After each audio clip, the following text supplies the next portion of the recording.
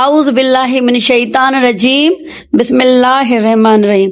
ایک دن کا ذکر ہے کہ ابو جہل مسجد الحرام کے دروازے کے پاس بیٹھا ہوا تھا۔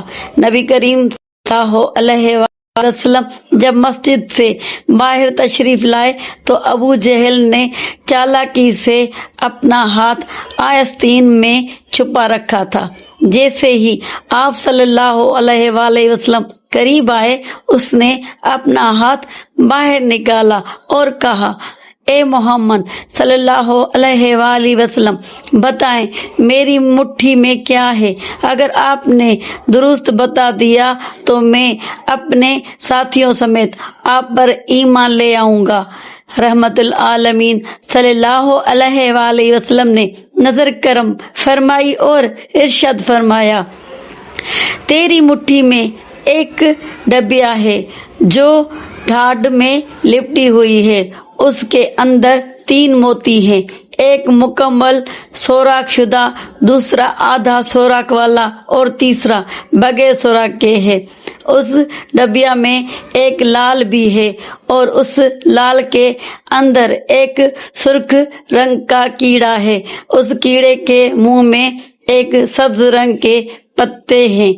وہ ابو جہل حیران ہو گیا اور بولا، یہ سب تو درست ہے، لیکن آپ کو لال کے اندر موجود کیڑے اور سبز پتے کا کیسے علم ہوا؟ نبی کریم صلی اللہ علیہ وآلہ وسلم نے جواب دیا، اگر یقین نہیں تو لال توڑ کر دیکھ لو۔ ابو جہل کہنے لگا، یہ قیمتی لال ہے، میں اسے کیسے توڑ سکتا ہوں؟ اس پر ایک صحابی رضی اللہ عنہ آگے بڑھے اور فرمایا، اگر رسول صلی اللہ علیہ وآلہ وسلم کی بات سچ نہ ہوئی تو میں اس لال کی قیمت ادا کروں گا۔ ابو جہل نے یہ بات مان لی۔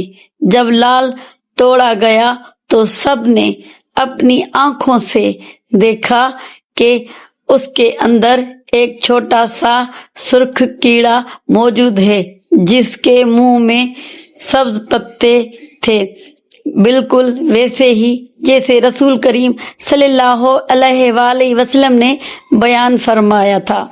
پھر نبی کریم صلی اللہ علیہ وآلہ وسلم نے اس کیڑے سے سوال فرمایا، اے کیڑا، تو کب سے اس لال کے اندر ہے؟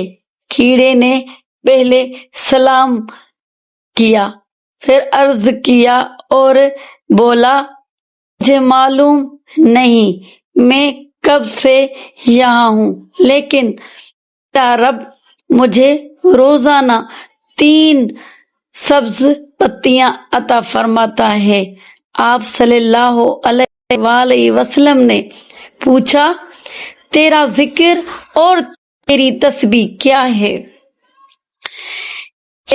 نے عرض کیا کہ اللہ تعالیٰ نے مجھے حکم دیا ہے کہ میں روزانہ 10 مرتبہ آپ صلی اللہ علیہ وآلہ وسلم پر درود شریف بھیجوں اور اسی درود کی برکت سے مجھے رزق عطا کیا جاتا ہے۔ سبحان اللہ۔ حضرت عائشہ رضی اللہ عنہ سے روایت ہے کہ رسول صلی اللہ علیہ وآلہ وسلم پر جادو کیا گیا تھا اور جادو کرنے والا شخص لبید بن اسم تھا، جو مدینہ کے قبیلے بنو زریق کے یہودیوں میں سے تھا۔ اس نے نبی کریم صلی اللہ علیہ وآلہ وسلم کے استعمال شدہ کنگھی، بالوں کے گونچے اور کھجور کے گوچے سے چھلکے میں جادو کیا اور اسے زروان نامی کنویں میں دفن کر دیا۔ اس جادو کا اثر یہ تھا کہ آپ صلی اللہ علیہ وآلہ وسلم کو بعض اوقات یہ گمان ہوتا کہ آپ صلی اللہ علیہ وسلم نے کوئی کام کیا ہے حالانکہ آپ نے وہ کام نہیں کیا ہوتا تھا۔ یہ ظاہری کیفیت تھی، کوئی دینی یا وحی کی کمی نہ تھی۔ حضرت عائشہ رضی اللہ عنہ بیان فرماتی ہیں کہ نبی کریم صلی اللہ علیہ وآلہ وسلم نے کئی دن تک اس کیفیت میں اللہ تعالیٰ سے دعا کی۔ پھر ایک روز آپ صلی اللہ علیہ وآلہ وسلم نے فرمایا، اے عائشہ، کیا تم جانتی ہو اللہ نے مجھے وہ بات بتا دی ہے جس کے متعلق میں اس سے سوال کر رہا تھا۔ میرے پاس دو فرشتے آئے، ایک میرے سریانے، دوسرا میرے قدموں کے جانب بیٹھا۔ ایک نے دوسرے سے پوچھا، اس شخص کو کیا تکلیف ہے؟ دوسرے نے کہا، اس پر جادو کیا گیا ہے۔ پہلے نے پوچھا، کس نے کیا ہے؟ دوسرے نے جواب دیا، زبد بن اسم نے۔ پہلے نے پوچھا، کس چیز میں جادو کیا ہے؟ جواب ملا، کنگھی اور جھڑنے والے بالوں میں جو کھجور کے گوشے کے چھلکے میں لپٹے گئے ہیں۔ پھر پوچھا، یہ چیزیں کہاں ہیں؟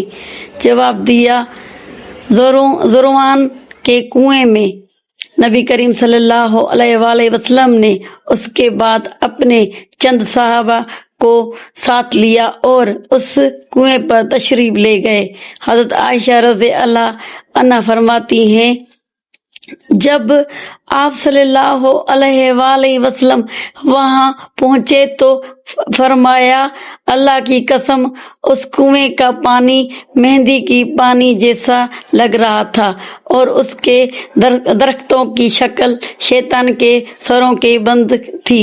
حضرت عائشہ رضی اللہ عنہا نے عرض کیا، یا رسول اللہ، کیا آپ نے اس کو جادو کرنے والے مواد کو جلا دیا؟